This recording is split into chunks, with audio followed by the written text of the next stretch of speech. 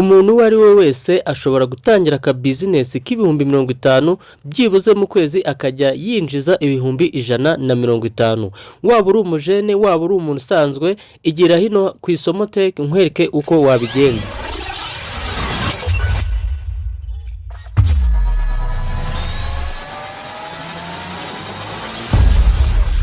Ikintu cya mbere rero uzakenera hano, ikintu cya mbere uzakenera ku bihumbi 50 kugira ngo ubashe kuba washinga aka business, uzakenera akaga turupogisi. Iyi turupogisi ni y'amatronovisi igura ibihumbi 4500, iba irimo utudu PS twose uri kureba, abari turupogisi irimo buri kimwe cyose, aba aga PS ka tronovisi. Cyangwa ukaba wabasha kugura agatronovisi kamwe kagura icyatanu, aka gatronovisi mu gihe udafite amafaranga ushobora kugenda ukagura aka gatronovisi kamwe kagura amafaranga icyatanu, ubundi ukabasha kugira tronovisi.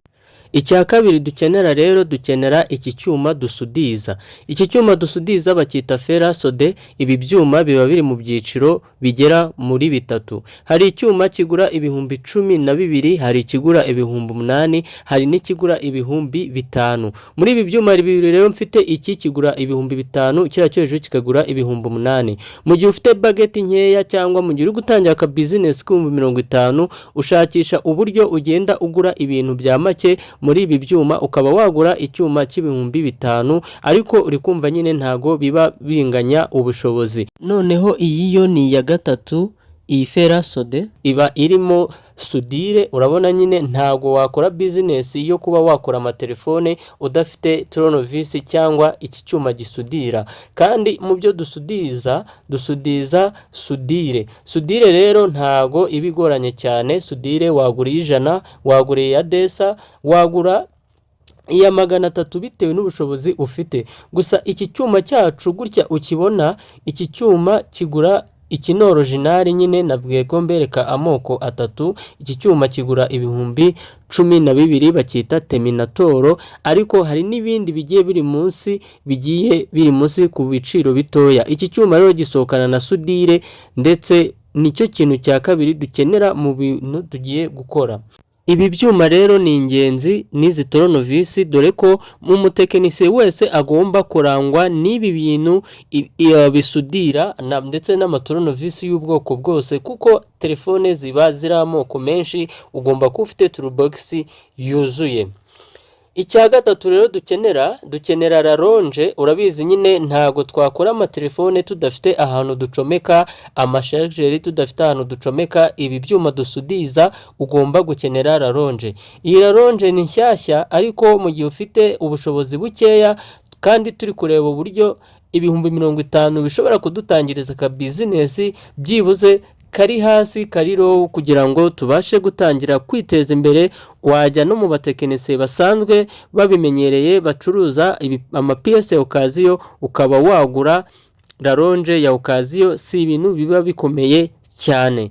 Ikintu cya kane rero tugiye kurebaho, ugomba gukenera chargeri. Izi chargeri ni amoko abiri, ndetse ugomba kuba ufite kiriya kibuno cyo hasi kijyamo imigozi ya chargeri. Ugomba kuba ufite umugozi wa LG, ugomba kuba ufite umugozi wa Phantom. Bibaye akarusho uko ugenda utera imbere muri business umenya gukora telefone zose, ugomba no kugura umugozi wa iPhone, kuko ushobora kuwukenera no mu matelefone apfa. iPhone nazo zirapfa, kuko ushobora gukenera kuzikora. Rero mu gihe ufite ibihumbi 50, wakwegera hano ku isomo teke nkakwereka icyo ugomba kuyakoza utangira aka business gatoya k'ibihumbi 50, nkwereka n'uburyo ushaka kwigurira udukoresho nk'utu tugura makeya, kandi n'ibyo 50 hari igihe bishobora kutageramo, ukaba yagera nko mu bihumbi 40. Rero iyo umaze kubegeranya utu dukoresho, utu nitwo tw'ingenzi. Urabona umaze kwegeranya tronovisi, umaze kwegeranya raronje, ndetse n'iki cyuma gisudira icyo ferasode, umaze byose kubyegeranya. Hano ubu maze kuba uri umutekinisiye wabasha kwiyaranja mu buryo bwo kuba wakora telefone. Noneho ikintu cya gatanu ushobora kuba wakora mu gihe wabonye bino bisabwa, uhita ufata amafaranga asigaye, wenda tubare ko bino bintu bishyashya bitwaye ibihumbi wenda 25 cyangwa 30, ibihumbi 10 bisigaye uhita ujya gushakamo iseta.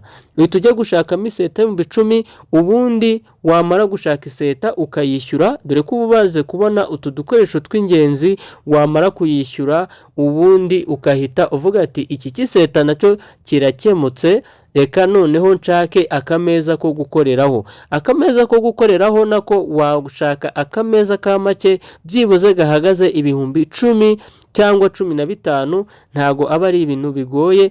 Ubundi ibihumbi 5 ukahita ubifata ukabigura umuriro, ibindi ibihumbi 5 ukabifata ukaba watangira kuguramo udupiyesi duke nk'ibitelefone bishaje byo kuba washyira hejuru kwako kameza, bimeze nka maonesho, byatuma bibasha gukurura abakiriya kugira ngo ubashe gukora telefone. Kandi muri ibyo 50 nakubariye harimo n'akapa. Ugomba gukoresha icyapa kuko icyapa kiri mu bintu bya mbere bishobora kuba byakurura abakiriya, ubundi ukajya byibuze ubasha kwinjiza hagati y'ibihumbi 5 n'ibihumbi 10 by'abakiriya za telefone wakoze mu gihe ibihe byanze, amafaranga yabuze, ariko byanga byakunda ntago wajya munsi y'ibyo bihumbi 5.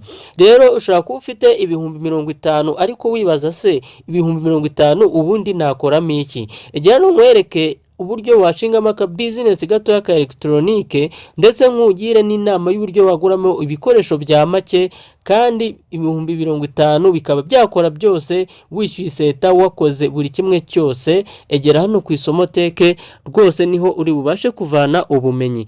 Noneho urabona nimara kuko nkweretse uburyo watangira business, nzakwereka n'uburyo ushobora gutangira kwiga step by step online, uburyo wakora telefone nzakwereka step by step.